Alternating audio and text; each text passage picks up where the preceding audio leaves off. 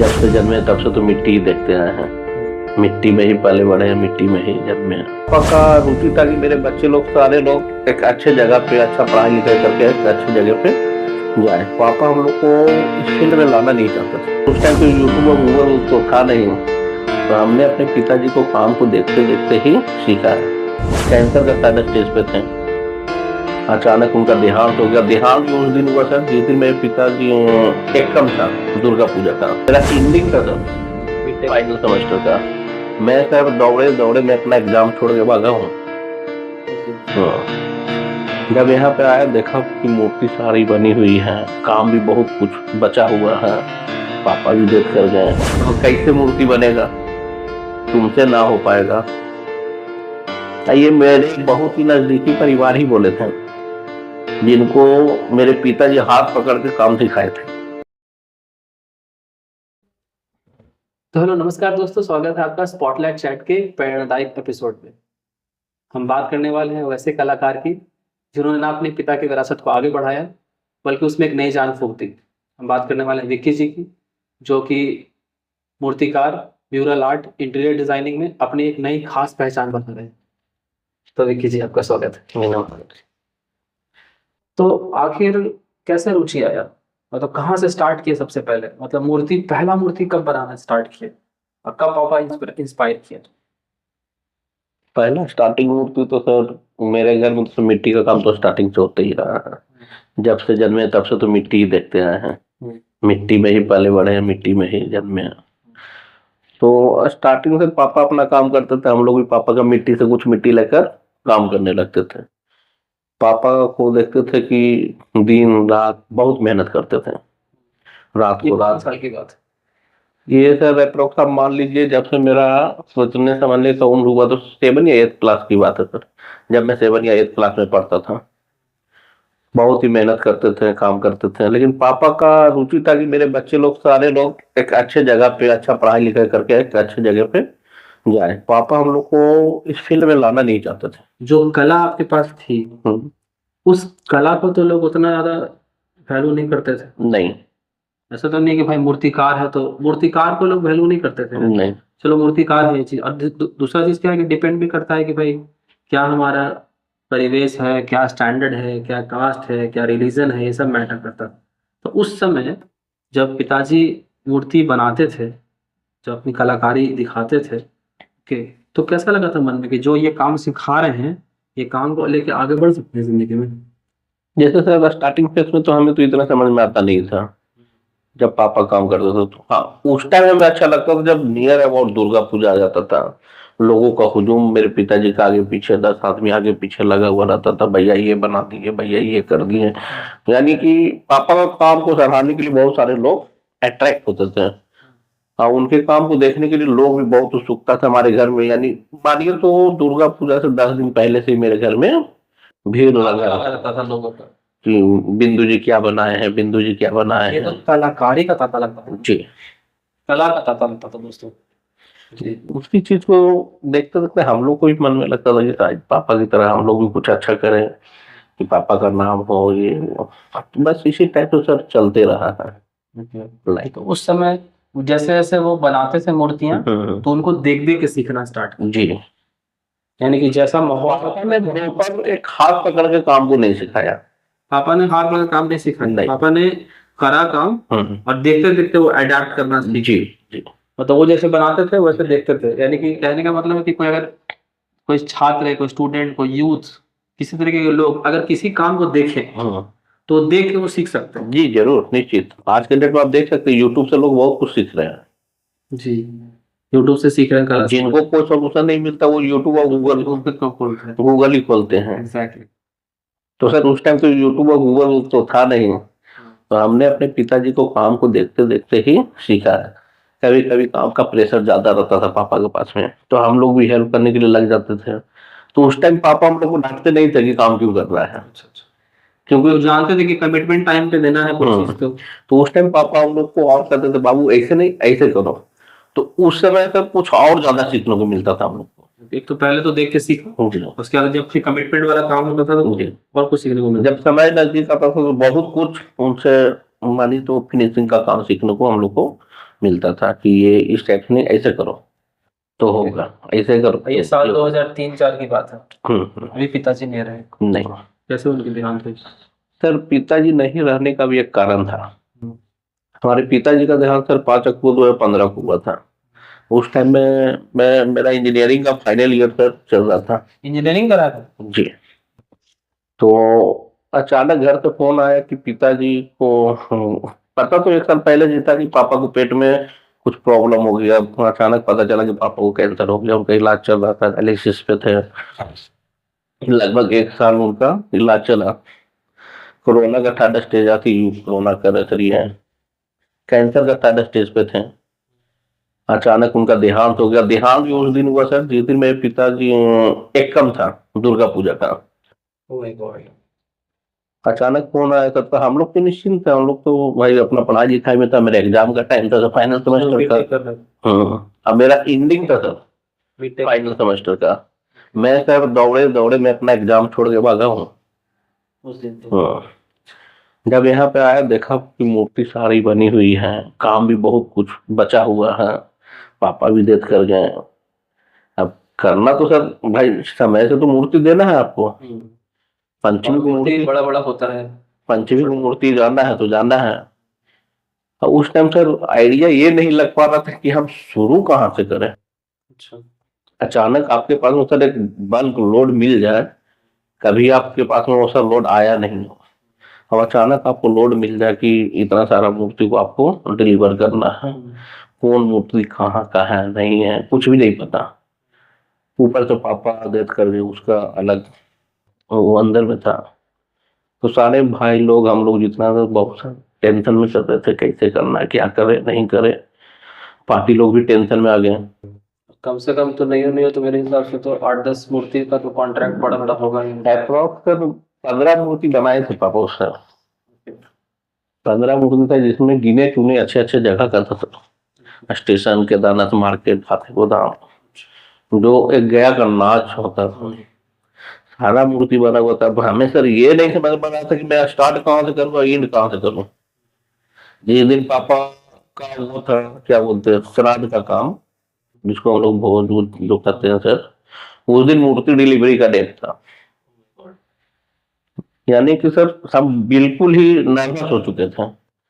सब माता रानी का आशीर्वाद था, 1 बाय 1 काम होते चला गया। और सबसे बड़ी बात है डिप्रेशन भी था उनके जाने का। और मैं आपको बता सकता हूँ अगर पापा का काम क्रिया करके आने के बाद हम लोग भूल गए कि हमारे घर में कोई देश किए हैं।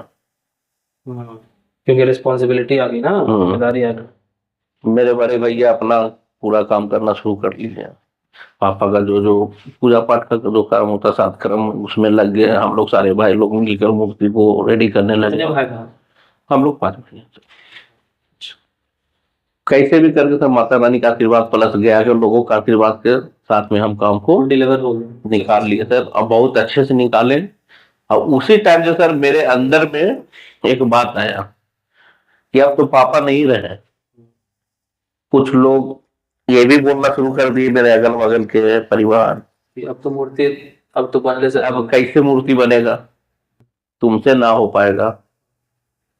ये मेरे बहुत ही नजदीकी परिवार ही बोले थे, जिनको मेरे पिताजी हाथ पकड़ के काम सिखाए थे। वो बोले, हम उनका नाम नहीं ले पाएंगे, हम समझ सकते होंगे। अगर मेरा देखे होंगे वीडियो देखेंगे तो जरूर समझ जाएंगे किन के बोल रहा है। तो जिनको मेरे पिताजी बचपन से रखकर हाथ पकड़ के सिखाए, वो बंदा अगर हमें बोल रहा है सर मैं पिताजी का सदमा से रो रहा हूँ बैठकर, वो अगला दिन नेक्स्ट डे आके हमको बोल रहा है कि तुमसे नहीं हो पाएगा, तुम इस काम को छोड़ दो। अच्छा, उसके पीछे भी उसका रीजन था। वो चाहता था कि अब तो बिंदु जी नहीं है, जो है सो सेकंड बिंदु हम ही है।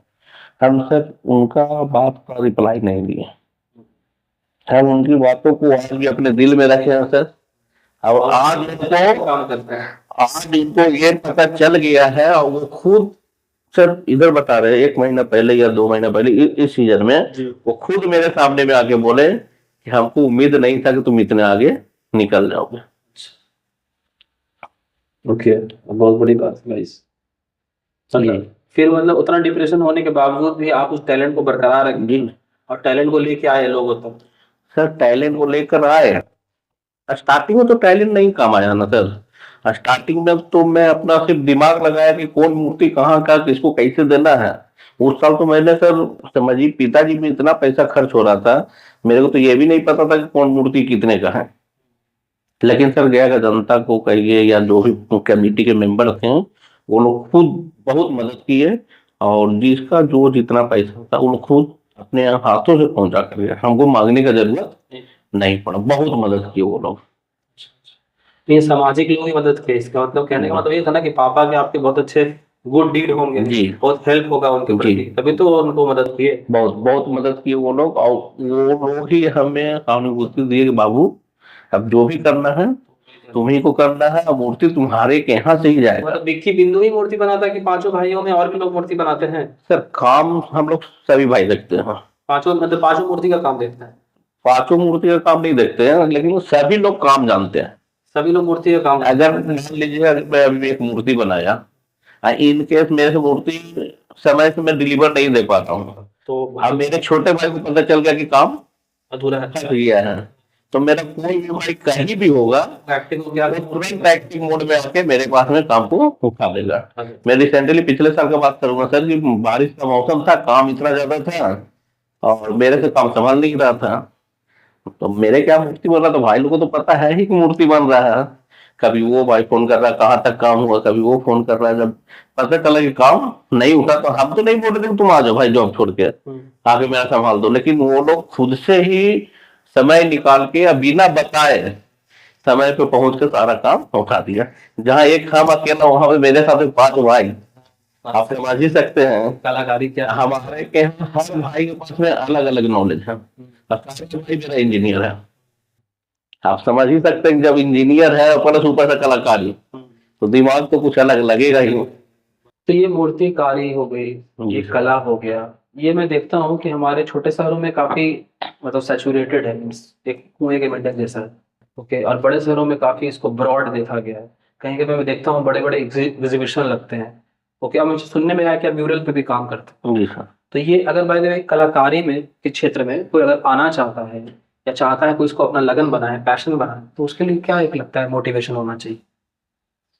जो लोग काम सीखना चाहते हैं। काम सीखना चाहते हैं या वो चाहते हैं कि इसको एज करियर देखें, क्योंकि कहीं कहीं पे सब्जेक्ट है, जी कहीं पे आर्ट एंड क्राफ्ट एक सब्जेक्ट है। जी और आजकल मैं देखता हूँ ना कि बच्चों को क्ले दिया जाता है, मिट्टी, उसका मिट्टी आता है, क्ले मॉडलिंग करते हैं बच्चे।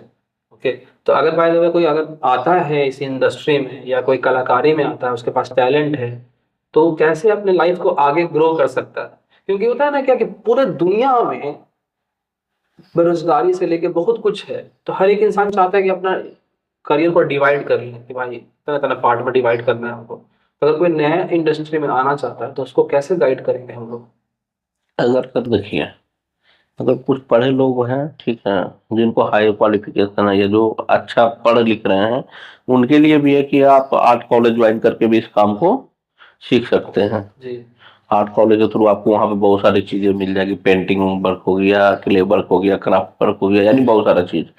और हमारे बिहार सरकार के थ्रू सर एक आपका हैंडीक्राफ्ट करके एक विभाग है, हस्तशिल्प ये करके, वहां पे भी जाके आप काम को सीख सकते हैं। वहां पे 15 दिन का 20 दिन का ट्रेनिंग देता है। अगर आप नॉर्मली चाहते हैं कि मैं बिहार सरकार की ये पहल है जहाँ पर जी ये सर, काम होता है। जी सर, मैं इंडस्ट्रियल डिपार्टमेंट में काम करता था, वहां पे मैं 1 साल एज ए टेक्निकल ऑफिसर रह चुका हूँ।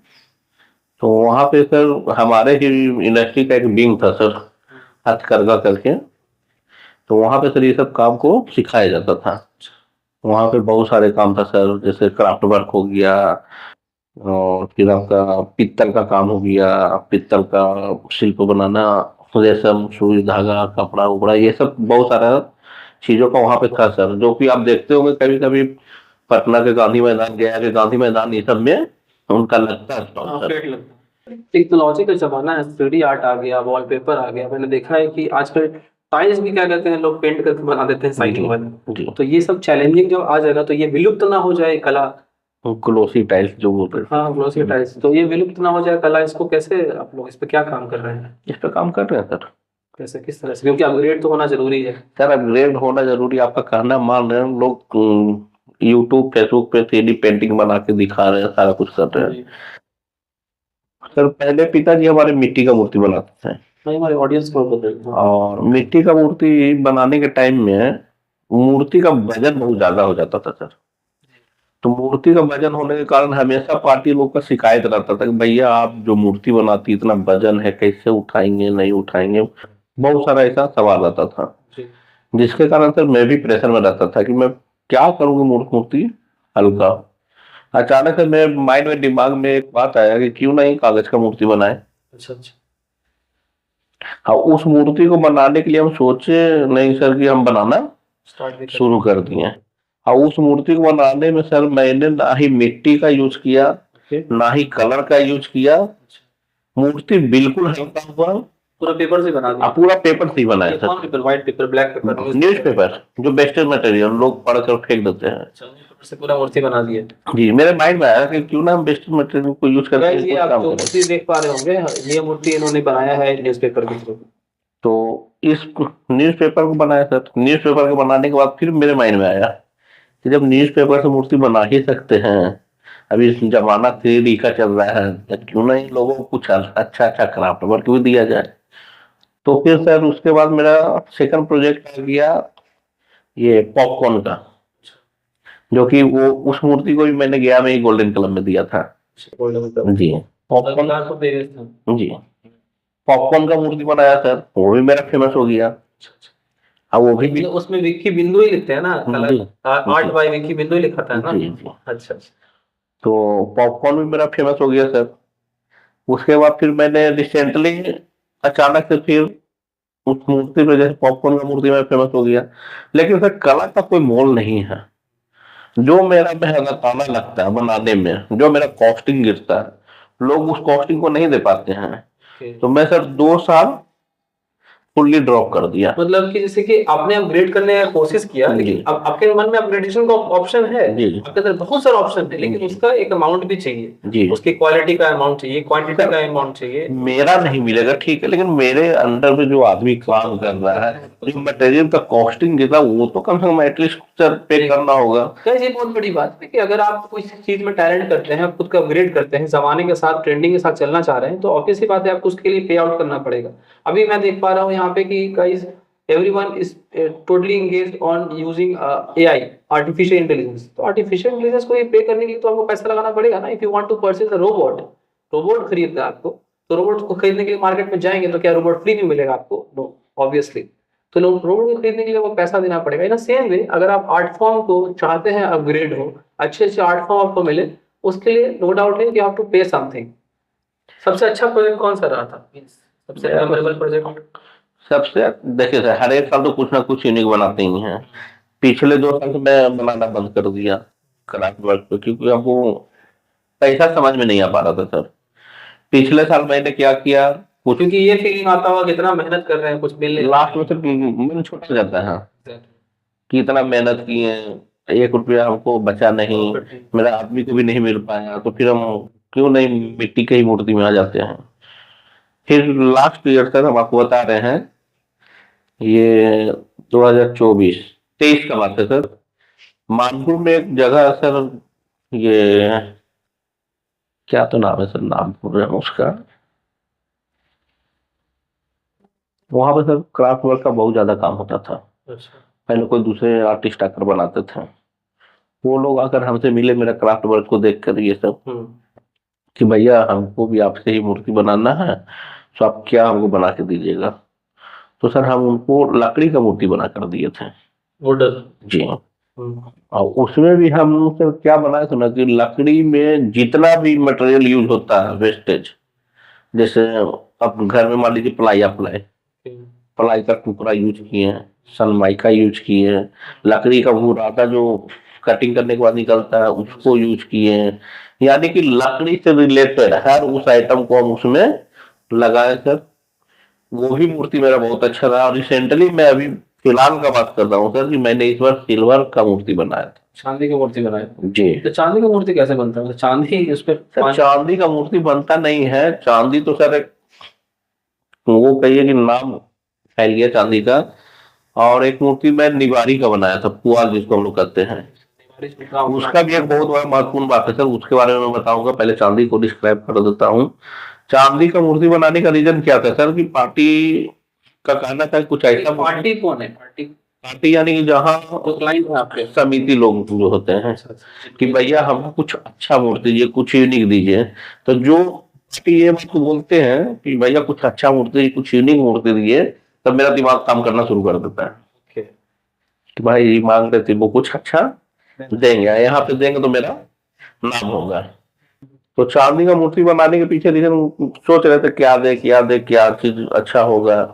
सोचते सोचते अचानक सर हमको वो रोटी जो पैक करने वाला सिल्वर फॉइल होता है ना, उस पे मेरा नजर चला गया। तो हम सर ऐसा ही उसको उठाए, चेक किए, इसको हम यूज कर सकते हैं वेस्टेज मटेरियल के रूप में। तो हम उस पर सर्च करने लगे सर, सर्च किए तो फिर हमको सिल्वर का बहुत सारा चीज मिला। थाली मिला, कटोरी मिला, अच्छा। बड़ा सा कटोरी मिला, एक खाना पैक करने वाला जो होता है सर वो मिला। तो हम क्या किए ना कि मिस्त्री से बैठ कर बात किए, कन्वर्सन किए, बोला हाँ क्या कर सकते हैं। हमने मूर्ति में पूरा सिल्वर फॉइल साट दिया था। ओके, मतलब आकार देके सिल्वर फॉइल लगा दिया। जी, मूर्ति ग्लो करने लगा। उसके बाद बहुत सारा अंदर का बात है जो कि मैं नहीं बता पाऊंगा क्योंकि मेरा कलाकारी सब शो अप हो जाएगा। उसके बाद फिर उसको पूरा उसी मटेरियल से ही सजाना शुरू कर दिया। जब उस मटेरियल से मैंने सजाना शुरू किया सर, तो माता रानी का जो निखार आ गया उस मूर्ति में, हम बता नहीं सकते। आप देखे भी होंगे पिछले साल कि उस मूर्ति का क्या डिमांड रहा था। और उसी साल सर मैंने एक नेवारी का भी मूर्ति बनाया था। नेवारी का नहीं मतलब सर कि जो बिचाली हम लोग बांध के जो मूर्ति का स्ट्रक्चर तैयार करते हैं, तो सर उस स्ट्रक्चर को जैसे हर लोग बनाता है मूर्ति होता है, हम उसी में सोच लेते हैं कि नेवारी का मूर्ति नहीं बन सकता है। नेवारी हम लोग तो अंदर डाल के मिट्टी से झाँक देते हैं, क्यों ना हम नेवारी का ही मूर्ति बनाए। क्या सर, नेवारी का मूर्ति बनाना जैसा स्ट्रक्चर तो हर पे बांध लेता है सर, सारा कुछ बांध लेता है, लेकिन मैंने क्या सर कि नेवारी पे ही सर्च करना शुरू कर, पूरा नेवारी का ही मूर्ति उठा, नेवारी का ही मूर्ति बनाए। इसका मतलब है कि ये तब किया ना जब लगा कि नहीं अब परिवेश बदल रहा है, दुनिया बदल रही है, अगर हम नहीं बदलेंगे तो प्रॉब्लम है। अगर बाय द वे वही कंटिन्यूटी चला रहा वो तो लोग क्या करेंगे, स्विच करने लगेंगे कहीं और। तो सर ये सब थ्योरी और ये सब की वजह से हम सर इस फील्ड में आना शुरू किए और क्राफ्ट वर्क में हम अपना दिमाग लगाना शुरू किए, जो कि सर अभी हम आपको बता देते हैं कि गया में तो अभी तक कोई नहीं कर पाया सर, ना ही पूरे बिहार में किया होगा। जी सर, उसमें मेहनत भी लगता है काफी। बहुत हम स्टार्ट किए हैं सर। तो मेहनत का वैल्यू मिलता है? नहीं सर, वैल्यू तो नहीं मिल पा रहा सर, तो ये लेकिन हाँ तो चांसेस है सर क्या कि आप गया शहर में हो, स्मॉल टाउन में हो, यहाँ के लोग उस चीज को अवेयरनेस को जानते नहीं है, उसका वैल्यू समझते नहीं है। अगर यही अगर बड़े टाउन में रहते तो क्या वैल्यू मिलता? निश्चित मिलता सर, और अच्छा अवार्ड मिलता। अच्छा जी, तो इसे क्या कारण हो जाता है कि एक छोटे शहर में हमें उस चीज का वैल्यू नहीं मिलता है, बड़े शहरों में मिल जाता है? रीजन ये है सर कि जैसे हम लोग मिडिल क्लास से आ रहे हैं, ठीक है, और यहाँ पे पूजा को लेकर सर, दुर्गा पूजा हम लोग के लिए मानी तो कलकत्ता का बहुत ही वो क्या बोलते हैं सर, एग्रेसिव पूजा होता है गया वालों के लिए। और दुर्गा पूजा हम लोग बहुत धूमधाम से मनाते हैं। और यहाँ का पब्लिक डिमांड होता है सर, जैसे कस्टमर के साथ भी प्रॉब्लम है। अगर वो आपके साथ में मान लीजिए अगर मूर्ति का कोई कॉस्ट फाइनल कर लिए तो उनको भी चंदा करके ही पैसा लाना है। यहाँ का पार्टी लोगों में क्या है सर कि जब वो चंदा पे निकलते हैं तो बहुत लोग चंदा देने से इनकार कर सकते हैं, जैसे उनको उम्मीद है कि भैया के पास में धार्मिक क्षेत्र में लोग बढ़ चढ़ के हिस्सा नहीं लेते। जी, लेते तो सब है लेकिन देना नहीं चाहते। अब जैसे हम चाह रहे कि हम आपके पास में आए, भैया आप हमको 2000 रुपया का मदद कीजिएगा चंदा के नाम पे, जब आपके पास में गया तो आप हमको 1000 रुपया दिए, तो उसमें भी थोड़ा सा प्रॉब्लम पार्टी को फेस करना पड़ता। तो वो प्रॉब्लम डायरेक्टली मेरे पास में नहीं है, वो पार्टी के पास में, पार्टी के थ्रू फिर मेरे पास में है कि भैया इस बार चंदा नहीं हो पाया, क्या करे नहीं करे। अच्छा, ये भी रीजन है सर। गाइस मैं क्या नोटिस करता हूँ कि स्मॉल टाउन में लोग क्या करते हैं कि चंदा के ऊपर डिपेंडेंट रहते हैं, लाइक अगर उनको एज अ समिति बनानी है तो। लेकिन जो बड़े टाउन होते हैं उसमें क्या होता है ना कि जो बड़ी बड़ी कंपनीज होती हैं, बड़े बड़े इंडस्ट्री होते हैं, वो क्या करते हैं पूरा का पूरा स्पॉन्सर कर देते हैं प्रोजेक्ट को। जी, ओके, हमें आज स्मॉल टाउन में पब्लिक के ऊपर डिपेंडेंट होना पड़ता है। तो मैं ऐसा ऐसा नहीं हो सकता है कि जो बड़े बड़े इंडस्ट्री है, बड़े बड़े कॉर्पोरेट सेक्टर है, यहाँ पे जो बड़े बड़े फैक्ट्रीज है, उससे डायरेक्ट कंसल्ट करें समिति वाले, अब कंसल्ट करके उनसे एक अपना मॉनेटरी टर्म सेट कर लेंगे, भाई इतना पैसा आपको इस वाले चीज में देना है, क्योंकि बाहर शहर में तो ऐसा ही होता है। सर बाहर में होता है, लेकिन यहाँ पर अब सर अब खुद सोचिए ना कि कलकत्ता, मतलब कलकत्ता जो है वो दुर्गा पूजा के लिए बेस्ट बना जाता है, जी और वहां पे कहीं पे मैंने देखा 50-50 लाख का पंडाल बनता है, तो क्या पॉसिबल है कि 50 लाख रुपए उन लोग चंदा कर लेंगे? नहीं, पॉसिबल तो नहीं है सही। तो ऑब्वियस सी बात है कि उनको कॉर्पोरेट वाले, इंडस्ट्री वाले, फैक्ट्रीज वाले या पीपल जो है वो देते होंगे चंदा। तो सर वहाँ के लोग जागरूक हैं अवेयर्ड है, जी। यहाँ पे अवेयरनेस की कमी है। वहाँ पे सर मूर्ति का काम अभी से ही शुरू हो गया होगा, पंडाल का काम अभी से ही शुरू हो गया होगा अच्छा। जी। मूर्ति का पूजा खत्म हुआ नहीं कि उसका अगले साल का प्लानिंग होना शुरू हो जाता है। अच्छा, लेकिन यहाँ पे क्या कहते हैं, उस हिसाब से अवेयर। यहाँ पे क्या है कि मूर्ति बनने से 1 महीना पहले प्लान होता है। तो मूर्तियां बनाते हैं देवी देवताओं की, तो कहीं ना कहीं अध्यात्म से जुड़ गए, जी के संस्कार से जुड़ गए, और कहीं ना कहीं ऐसा होता होगा कि काफी धार्मिक भी हो जाते होंगे। जी। तो ये कला और अध्यात्म, ये दोनों कैसे आपस में तालमेल बनाता है, कैसा लगता है इस काम करके? इस पे सर, जैसे जब मैं काम करता हूँ तो काम के समय सिर्फ काम ही करता हूँ, और जब पूजा हो जाती है, माँ का स्थापना हो जाता है, जब पूजा हो जाती है तो जैसे मेरा काम है सर मूर्ति बनाना, हम मूर्ति बनाए, और हमारे पंडित जी का काम होता है उसमें जान डालना। जब वो जान डाल देते तो सर हमें भी लगता है, मेरे ही बनाई हुई मूर्ति पे हम खुद जाकर अपना सिर झुकाते क्योंकि तब तक तो उसकी मूर्ति होता है, लेकिन जब पंडित जी हवन, हैं। सामग्री, मंत्र उच्चारण करते हैं, तो उसके बाद से क्या करते उसमें हैं? जान आ जाता जान आ है, जाता है। और जान आने के बाद सर आप खुद ही समझ सकते हैं, इमेजिन कर सकते हैं तो कभी एनर्जी उस तरह का मिलता है जब आप बनाते हैं, जी। कलाकारी करते थे, एक होता है ना कि भाई आप डिजाइन कर रहे हो चीज को, तो एक अलग वाइब आता है, एक अलग एनर्जी आता है, जी तो आता है। एनर्जी महसूस हुआ? हाँ सर। ओके।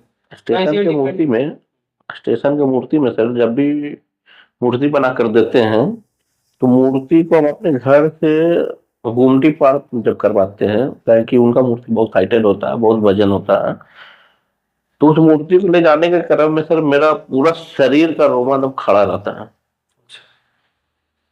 कि कैसे जाएगा, कैसे उठेगा, कैसे रखाएगा, बहुत ज्यादा टेंशन प्रेशर में रहते हैं। टेंशन में रहते हो, कैसे आगे पहुंच गया, कैसे बढ़िया से। जब गुमटी का पटरी पे मूर्ति पहुंचती है तो पटरी में जाकर मूर्ति सर इस टाइप से अटक जाता फंस जाती है। जब फंस जाती है तो मूर्ति निकालने में दिक्कत होता है, ट्रेन भी उधर खड़ा रहता है, रात हो जाती है सर, राजधानी रुकी भी रहती है उस मूर्ति को पार कराने के लिए, अब मूर्ति फंस जाती है उस टाइम तो सर और ज्यादा प्रेशर हो जाता है। तो उस टाइम में आंख मूंद कर माता रानी से सिर्फ यही बोलता, या माँ कैसे भी करके नहीं पार कर निकाल दो। उसके बाद फिर अपने पिताजी का नाम लेता हूँ, और सर चंद सेकंड नहीं लगता है, उसके बाद मूर्ति भी पार हो जाती है, मैया अपने स्थान पे पहुंच भी जाती है। देखा गया है फिल्म की, जब भी विसर्जन होता है मूर्ति, तो बोलते हैं कि आंख से आंसू आ रहा है, तो कुछ वैसा आप लोग कर देते हैं क्या, कि मतलब 4-5 दिन 6 दिन बाद ऑटोमेटिकली जो माता रानी की मूर्ति है वो ऑटोमेटिकली नहीं लगे कि हम लोग ऐसा कुछ करते नहीं है सर। वो जनरल है कि देखिए जब माता रानी का विदाई होता है तो किसी को भी आप ले लीजिए, आप नॉर्मली अपने घर का ही ले लीजिए, जब आपसे कोई अपना जब बिछड़ता ना सर, तो ऑटोमेटिक सर एक अंदर से सर आंसू आ ही जाता है। हम लोग अपना आंसू उन पे प्रेडिक्ट करते हैं जी। कि वो तो माँ को लगाव हो जाता है सर, 7 दिन 10 दिन माँ हमारे बीच रहती है, पूजा पाठ होता है, उनके चरणों में हम लोग पड़े रहते हैं, उनके लिए हर कुछ करते हैं, इधर जाओ उधर जाओ, ये संभालना वो सब, तो एक लगाव सर, एक जुड़ाव हो जाता है। और जुड़ाव के दौरान सर आप देखे होंगे, कभी विसर्जन में गए होंगे तो विसर्जन में टाइम में निकलते समय उतना दुख नहीं होता जितना जुबाते समय होता है। लोग वहां पे फूट फूट कर रोते हैं सर, अपने क्षमा याचना तक करते हैं कि हमसे जो गलती हुई उसको माफ किया। हम खुद सर मूर्ति बनाते हैं, मूर्ति बनाने के बाद जब हट जाते हैं, जब पूजा पाठ स्टार्ट होना होता है, यानी कि 7वीं को जब पट खुलने वाला होता है, उसके बाद हम लोग खुद हाथ जोड़ के माफी मांगते हैं, या माँ हमसे जो भी गलती हुई होगी उसे माफ कीजिएगा। कला और कलाकारी की बात हो रही है, तो जैसे में राजस्थान हो गया, गुजरात हो गया, और भी बड़े बड़े शहर हैं जहाँ पे मैंने देखा है कि लोग अपने हैंडीक्राफ्ट से और मिट्टी मिट्टी की चीजों को बहुत ही सुंदर आकार देते हैं, बहुत ही सुंदर बनाते हैं। इसमें चाइना तो नंबर 1 पे है, जिसका नाम ही फेमस हो गया है, वन चाइना करके। तो वो वाला कलाकारी आप लोग के कुम्हार समाज में कि क्यों नहीं है यहाँ पे? वो वाला कलाकारी कुम्हार समाज में था सर, ऐसा नहीं था। हम्म, अगर आप बचपन में देखे होंगे कि पहले आप इलेक्ट्रॉनिक वाले जो खिलौना जो अभी आ गया, तो बचपन में आपको वो खिलौना नहीं मिला होगा। हम्म, बचपन में आप मिट्टी के ही खिलौना से खेले होंगे सर। जी रिसेंटली हम अभी आपको बता रहे, पहले सर जो लोग मिट्टी का क्राफ्ट वर्क करके अच्छा अच्छा खिलौना ये सब बनाते थे, लेकिन धीरे धीरे जो इलेक्ट्रॉनिक जो खिलौना है, अभी आप कैसे पूछे हमसे सर कि 3D का जमाना है, फिर आप कैसे उसको कन्वर्ट कीजिएगा, जी कैसे आप अपनी मूर्ति को सेल दिखाइएगा, क्या लोगों में मोटिवेट डालिएगा। तो हमने तो क्राफ्ट वर्क लाया है। जी लेकिन हमारे समाज में सर क्या है ना कि बहुत लोग पढ़े लिखे नहीं होते हैं, ओके, पढ़ाई से शिक्षा से बहुत दूर है। अच्छा। अभी धीरे धीरे कुम्हार लोग, समाज की क्या आबादी होगी हमारे क्या ऐसा है? आबादी बहुत है। सब कुम्हार समाज जो है वो मिट्टी का ही काम करते हैं? नहीं, वही हम बताना चाह रहे हैं सर कि हमारे समाज में जो लोग हैं वो धीरे धीरे अब जागरूक हो रहे हैं। पहले तो जागरूक नहीं थे, पहले मिट्टी का ही काम करते थे, और मिट्टी का कला को आगे बढ़ावा देने के लिए ये लोग सोचे कि अब इसमें कुछ रखा ही नहीं है। आप अभी भी जाइएगा सर तो देखिएगा कि रोड किनारे दिया बना रही हैं कुछ लेडीज लोग, कुछ चुक्का पियाली का काम कर रहा है। तो पुराने आदमी जो अभी बचे वो वही कर रहे हैं सर, नया जनरेशन का आदमी को आप नहीं देखे होंगे। नया जनरेशन नया जनरेशन में धीरे धीरे ये विलुप्त हो रहा है, अब वो विलुप्त हो education रहा है, लेकिन मैं चाहता हूँ उस वो चीज को लाया जाए। ओके, मतलब आप जो ये कर रहे हैं काम, जी क्या आपके जो जनरेशन है, कमिंग जनरेशन, आपके बाल बच्चे जी। जो भी हैं, वो उसको लेगेसी को मेंटेन करेंगे? निश्चित करेंगे सर। पता है? पहले सर चाक हाथ से चलाया जाता था, अब चाक सर इलेक्ट्रॉनिक से चलता तो है, लेकिन अब जैसे आप मोटर से कहना चाह चलता रहे हैं कि है। जब वो मेंटेन करेंगे इस लेगेसी को तो वो जी। अपने ढंग से करेंगे, अपने ढंग से करेंगे, नए जमाने के हिसाब से जमाने करेंगे। के हिसाब से करेंगे, लेकिन उसको अभी स्टाइल आप रिसेंटली देख रहे होंगे सर कि फेसबुक पे या यूट्यूब पे देखते होंगे कि यूपी और राजस्थान के लोग जनरली घर का जो भी बर्तन होता है सारे मिट्टी में कन्वर्ट कर दिए हैं। कुकर भी देखते होंगे मिट्टी का बना दिया है, फ्रिज भी मिट्टी का बना दिया है। पहले सर फ्रिज जो होता था, सही है, पहले तो घड़ा में ही लोग पानी पीते पानी थे। पीते थे। अब आज भी देखिएगा कि कुछ लोग घड़ा पुराने आदमी में पानी लोग पीते घड़ा में ही पानी पीते हैं। तो सर डेवलप करना अपने हैंड में है कि हम जमाने के साथ में कैसे चले। अभी हमारे ही समाज के लेकर चले सर, यूपी झारखंड ये सब जो भी जगह है वो लोग डेवलप कर रहे हैं। अब हैं, ऐसा समाज में डेवलप करो। हाँ डेवलपमेंट है, बर्तन भी आप देखिएगा। पुराने जमाने में, अंग्रेजों के जमाने में जो आपका जो समाज था वो क्या क्या करता था? यही काम करते थे वो? जी, हम लोग का मूल काम था हमारे जमाने में, हमारे दादा लोग परदादा लोग के जमाने में मिट्टी का ही काम था सर। मिट्टी से ही जुड़े रहते थे। जी, मिट्टी से ही जुड़े रहते थे। सीजन आया तो मूर्ति बनाए, नई सीजन है तो चुक्का प्याली दिया, ये सब का काम किया। नहीं, अब जिनको ये सब का हुनर नहीं था वो कुछ और काम कर लेते थे, खेती किसानी ये सब। लेकिन दादा के टाइम में मान के चलिए तो हमारे समाज में हर घर में किसी ना किसी के पास में, यानी कि 99% लोगों के पास में कला होता ही था। सही। अभी के टाइम में आप लेकर चलिए सर, हम तो कहना चाहेंगे हम अपने समाज के लोगों को भी कि जमाने के हिसाब से चलें। आप मूर्ति ही बनाते हो या मिट्टी का किसी प्रकार का कोई काम कर रहे हो या क्राफ्ट वर्क कर रहे हो तो जमाने के हिसाब से चले। अभी एआई का जमाना है सर, जी अब एआई के जमाना में आप अपने कलाकारी को किस टाइप से शो ऑफ करोगे वो आपको सोचना है। एग्जैक्टली। क्या और नहीं सोचिएगा तो फिर पीछे चले कंपटीशन, जैसे कि अभी ठीक है आप समाज को अपना बढ़ावा दे रहे हैं, बड़ी बहुत बड़ी बात है। कंपटीशन का टाइम है। कंपटीशन कैसा आपको फीलिंग आता है? आपके आप पे कैसा मतलब कंपटीशन वाला इन्वायरमेंट कैसा है आपका? कंपटीशन में तो सर मजा आता है, अच्छा, लेकिन हम तो यही कहना चाहेंगे समाज के लोगों के, हमसे कंपटीशन मत करो। ओके, हम तुम्हारे कॉम्पिटिटर नहीं है और नहीं हम आप लोगों को कॉम्पिटिटर मानते हैं। आप अपना खुद एक लाइन बना लो। आप बिंदु कलाकार को झुकाने के फेरा में रहोगे या विक्की बिंदु को झुकाने के फेरा में रहोगे, तो आप भी हमारे ही समाज के। जी सही बात है। आप खुद बढ़ने की कोशिश, आप मेरा पैर खींचोगे तो आप खुद नीचे गिर जाओगे। आप हमसे आगे निकलो। क्या सर? और दूसरी बात यह है कि आप रिसेंटली देखते होंगे सर गया में कि कुछ बाहर के कलाकार लोग आ चुके हैं गया में मूर्ति बनाने। तो वो सिर्फ जब वो बाहर के कलाकार गया में आगे मूर्ति बनाने, तो वो एक कंपटीशन हो गया, वो कंपटीटर है हम लोग का। अगर मेरा ही मूर्ति जा रहा है जो पंडाल में रहते हैं उन्हीं पे मूर्ति बनाते हैं। जी, तो वो सर सिर्फ मेरा ही कंपटीटर नहीं है गया इसमें।